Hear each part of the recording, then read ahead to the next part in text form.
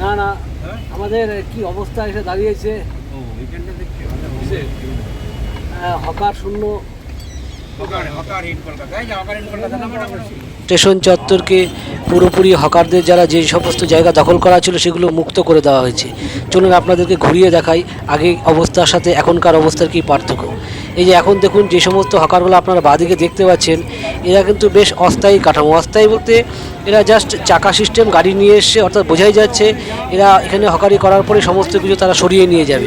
এই দেখুন এই জায়গাগুলো এমন জ্যাম ছিল, এমন ভিড়, এমন দোকান দিয়ে আটকে রাখা ছিল, দিদা হাঁটা যেতই না। তো চলুন আপনাদের আরও সমস্ত জায়গাগুলো একটু ঘুরিয়ে দেখাই।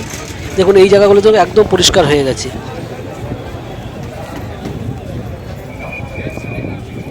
তারা এই জায়গাটাতে এমনভাবে তারা ছড়িয়ে ছিটিয়ে ছিল যে আমরা যে স্টেশন চত্বরে ঢুকবো বা সেখান থেকে বেরোবো, এই কোনাটার মধ্যে এমন জ্যাম লেগে থাকতো যে যখন তাড়াহুড়ার সময় ট্রেন ধরার ব্যাপার ছিল তখন সেদিকে যেতেই পারতাম না, মানে সব সময় আটকে যেত। এখন দেখুন মানুষ কী সুন্দর অবাধে যাতায়াত করছে, কত ভালো লাগছে জায়গাটা। আর সব সময় এই জায়গার এই মুখটার মধ্যে কিন্তু এই জায়গাটা জ্যাম করে তারা সবসময় আটকে থাকতো, চলাফেরার কোনো উপায় ছিল না।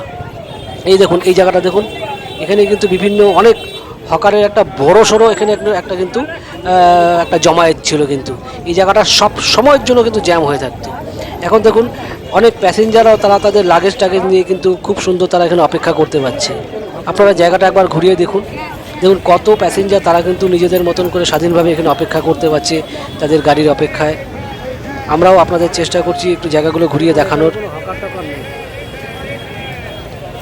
আমার ইচ্ছেই ছিল যে অফিস থেকে ফেরার পথে অন্তত হাওড়া স্টেশনে একটু নামবো, নামার পরে সেখানে কীরকম সাফাই অভিযান হলো বা কীরকম পরিবেশ সেখানে তৈরি করেছে এই বুলডোজার দিয়ে, সেখানে যে মানুষের প্যাসেঞ্জারদের যাতায়াতের পথ কতটা তারা মুক্ত করতে পেরেছে সেই জায়গাগুলো আমারও একটু দেখার ইচ্ছে ছিল। তো সেই জন্য আমি আপনাদের নিয়ে এসেছি সেই জায়গাটা দেখানোর জন্য। দেখুন এখানে কিন্তু শুধুমাত্র যারা কিছু বিক্রি করতে এসে তারা একদমই সদ্য একদম অস্থায়ী ব্যবস্থাপনা নিয়ে এসছে, অর্থাৎ বোঝাই যাচ্ছে এখানে মানুষ বা প্যাসেঞ্জারের যাতায়াত বা চলাফেরার ক্ষেত্রে কোনো অসুবিধা কিন্তু হচ্ছে না। কিন্তু এই জায়গাটা দিয়ে কিন্তু আপনারা ভিড়ের সময় ট্রেন ধরার সময় আপনাদের কিন্তু যাতায়াত করা খুব কষ্টকর হয়ে যেত। তো এই ছিল একটা ছোট্ট ভিডিও, কেমন লাগলো আমাকে কমেন্টে জানাবেন। ধন্যবাদ।